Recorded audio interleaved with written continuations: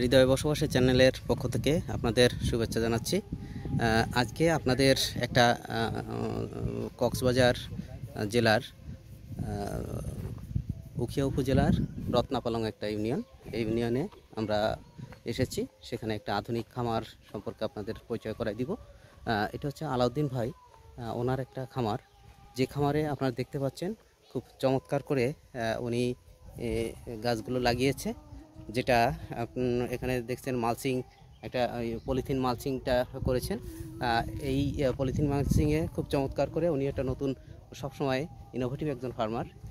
উনি যেটা করেছেন, রক মেলনের চাষ করেছেন। আপনারা দেখতে পাচ্ছেন 3টে সারি করা, মাঝে একটা ক্যাপসিকাম দেওয়া আছে এবং দুই পাশে করেছে হচ্ছে রক মেলন। খুব চমৎকার করে উনি সবসময় চেষ্টা করেন হাই ভ্যালু যে ক্রপগুলো আছে এটাকে লাগানোর জন্য। এই টেকনিক্যাল সাপোর্টগুলো কৃষি অফিস এবং সুশীলনের পক্ষ থেকে উনি এটা বরাবরই নিয়ে যাচ্ছেন এবং নিজে সেটা বাস্তবায়ন করতেছেন।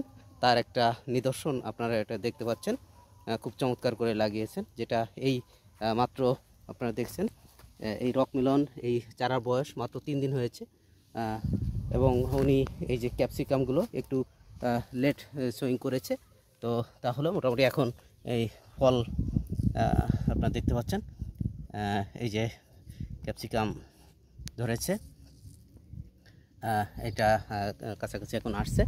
তো আশা করি এইভাবে যদি আধুনিক কৃষি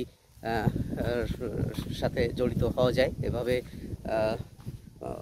যেটা আমরা এই অঞ্চলে দেখেছি, পানির প্রচুর সমস্যা, যার কারণে এই মালচিং ব্যবহার করলে ওনার ইরিগেশন একটু কম দেওয়া লাগে।